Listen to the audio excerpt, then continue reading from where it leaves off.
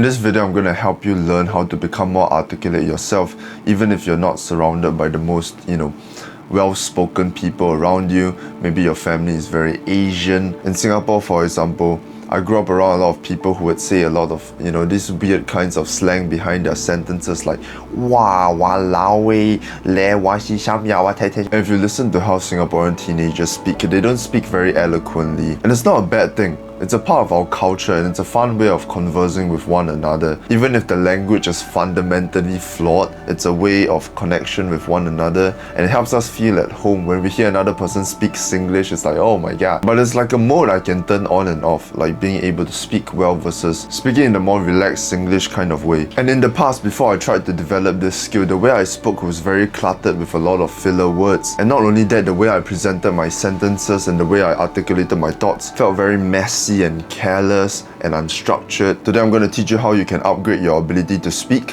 how you can upgrade the ability to present yourself when you are speaking. Being able to speak well is a very, very powerful tool. In professional contexts, it is very important that you know how to speak well. Being able to dissect an argument and clinically outmatch the other person, if it comes down to it, you are capable of doing that with the things you know and how you're able to present your ideas. And it can also be like a weapon for combat, like verbal combat. And that sounds gay as fuck, but you always kind of dream of it. You rehearse your conversations in showers and you think about what's the perfect comeback and things like that. But why don't you just develop the fundamental skill and you know your shit well enough to the point where when things hit the fan, you are at least capable of being able to defend yourself verbally so that you don't have to resort to any violence or you don't explode in any emotional ways because you're comfortable in that verbal conflict. And when it comes down to meaningful conversations among your friends or your family members or whoever who you want to speak to, it is always better that we know how to present our ideas in a more structured and organized manner whereby it is clear and the other person you're speaking to can understand what you're saying. So it is just a very powerful skill to have, whether it sounds too professional or it's a little bit cringe to speak in like a very eloquent, fluent and well organized manner. The priority when it comes to speaking well is to think about it as getting your thoughts out, not your words. When you're just trying to get words out, then you feel pressured to constantly express something. So when there are gaps in your sentences, when there are pauses that go too long, you're afraid that it becomes awkward. So you kind of try to fill that up with these funny words like you start to mumble, you start to say things you don't even mean, you start to generate sentences that make no sense in order to sound smart. When you're thinking about how to express yourself, how to speak, you want to think about bringing those thoughts out. What are you thinking right now? And how do you want to express it? Take your time. And then you express it and deliver it as it goes. And you get better and better at this skill, turning thoughts into words. And you get faster and faster. So I'm sure you hear this all the time. But when people tell you to pause, they are telling you to deliberately think about what you are thinking about, what you want to express, not what you need to express. You know what I mean? You don't want to think about getting words out, you want to think about getting thoughts out. When you're in conversation, let yourself take it slower. Trust that they won't interrupt you. And this is not easy to do with people who aren't the best conversationalists. They won't forgive you for having those awkward silences because they will rush to fill it up. I remember sitting for an interview for counsel in school and they will ask me these interview kinds of questions and sometimes it will get pretty damn deep. Like they will ask questions like, when you're working in a group and someone starts to get left out, how will you deal with that situation? And instead of trying to fill it up, I just went silent and I actually thought about it. And you could see in their faces, they're like, what the fuck is this guy doing? Even though I was thinking about a genuine answer. And sometimes people will give you faces like that. Sometimes people would feel almost uncomfortable with that silence. But don't take that as a reflection on you. They are not used to having a conversation where people actually sit and think rather than trying to spew words out in order to avoid things being awkward. So you have to learn to be really, really comfortable with yourself.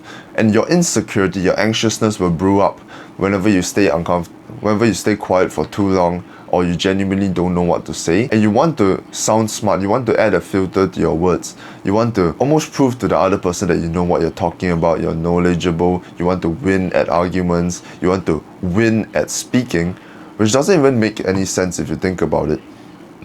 But if you're able to let all of that go and just think about what you're thinking, just thinking about expressing what your thoughts are, it makes conversation, it makes articulating your ideas 10 times easier. And you become a much more vulnerable speaker as well, which makes you way more polarizing of a character and help you connect with people through your conversations. So for example, when you don't know what to say and you understand that there is no real winning a conversation, then you become much more comfortable with just speaking what you're thinking. And sometimes you don't know things. Sometimes you ask something and you genuinely don't know the answer. But you want to sound intelligent. You want them to feel like they've asked the right person because you know the answer to that question. But sometimes you really don't. And speaking your thoughts in those situations would be saying that you don't know and you wish you did because you want them to think of you highly, but you really don't know the answer. And imagine when you can express that to another person, because that's what you honestly think. That creates so much more potential connection. That makes the conversation so much more fun because you're being honest with how you're feeling.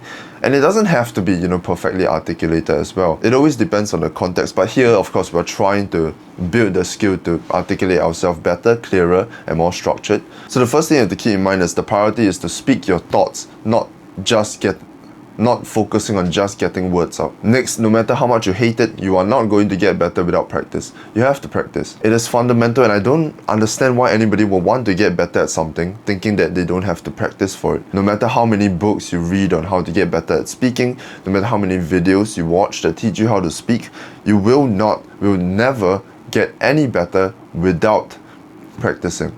All these things you do is just to supplement the practice, is to give you more of an arsenal of words that you can click into and helps you process your thoughts better and helps you bring them into words faster, because you have built this wonderful arsenal through learning, speaking tactics, through learning new words and new ways of structuring your sentences by reading many books. If you want to be able to speak well, you have to practice. You have to be able to speak under pressure, without pressure. You have to develop the skill on your own as well. So actionable step. And you gotta do this if you want to get better. And it will do so much for you. Like, you will actually get so much better really, really quick if you try this. You sit with yourself every day for 5 minutes. You just sit there and you let your ADHD run wild. You let a topic come up into your head and you speak about that topic to yourself. And every time you feel like you're about to do a bad habit, like for example, you start to stutter or you start to mumble or you start to bring out some strange filler words like and all that, or you find that you say like a lot, whatever filler words you have, then you pause and then you let yourself think of the next thing to say before you say it. So you literally just sit there, you set a timer 5 minutes, and then you just sit there in silence until something comes out in your head. You start to express that, you start to paint the story about that, whatever that thing is. And then when you find that you start making a lot of bad habits, then you pause a little bit, then you're like, all right, what's the next thing I'm going to say? Okay, I'm going to say that. And then you express it into words. So this is how the practice will look like. Let's say I'm going to do this for like 1 minute, all right? Or 30 seconds just to demonstrate to you. So if I'm thinking about what I want to talk about right now, of course I'm recording this video. There's a bottle in front of me that says, hello, my name is Vernon. A friend actually made this for me. And I remember he gave it to me in class because I asked for it. Like, he made one for another girl that I knew, and I was like, hey, what the hell is mine? And then he came and surprised me with like 3 of these stickers the next day. What the fuck? I'm so happy. He apparently hand-drawn this himself. I'm so grateful for that. What a fucking G. I have amazing friends and I'm so happy for life right now. Something like that. And every time maybe you don't know what to say next, or you get stuck, and then you just pause. Then you think about it in your mind. Oh, that's what I want to say next, and then you say it out loud. You practice bringing your thoughts into words. Very, very powerful. When you make it an active habit to go and read a lot and write a lot and try to build this skill deliberately, you'll find that you make progress so quickly, and it becomes really, really possible to actually build this skill. It's not like something you are born with or something your environment shapes. It's something you can actually just, deliberately practice and get better at.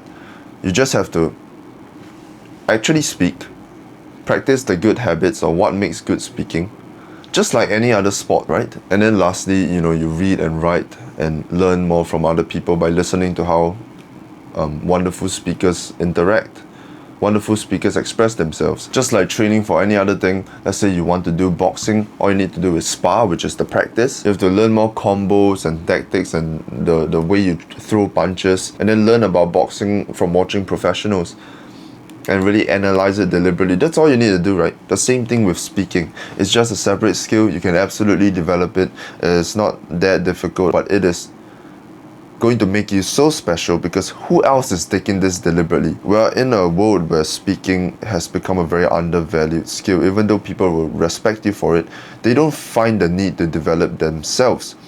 And because of that, this can be an area where you just excel against all your peers, and this could be what makes you stand out in whatever you choose to do. Very powerful skill, very easy to develop. And you will find yourself, kicking everyone's ass in terms of being able to articulate your thoughts in a really, really short amount of time, because nobody else practices this. Who else is going to have the willingness and work hard enough to sit there every single day for 5 minutes a day talking to themselves, just to practice not filling up their empty silences with words, just reading and writing and really learning how to compose sentences and put them together? Who else is going to do that? Everybody would think it's too cringe, too deliberate, or why try so hard? But hey, why not? Anyone who says why try so hard is fundamentally a fucking retarded person anyways. I mean, like, all love to them, and they probably have been conditioned to kind of crave comfort and value having no responsibilities. But since when has trying hard not become a valiant thing? Like, what? How can you even laugh at someone for trying hard at something? If you really think about it, it doesn't make any sense. At the same time, you completely understand why they would kind of make fun of you for even trying. Because if we see somebody who isn't aligned with our goals trying hard at something, like for example, people like us, when we see someone try harding and playing video games, we're gonna be like, why try so hard at that? The same thing for them, like when they see us try hard at these kinds of tangible, actually usable skills, they just think, why try so hard at them? Because that was the environment that they grew up in. That was the things that were made fun of by the people they were around. But we don't want to be anything like them, so we'll focus on what we want to do, and we'll try damn fucking hard at the things we want to accomplish and the skills we want to build. Yeah, you got this. It's a better work.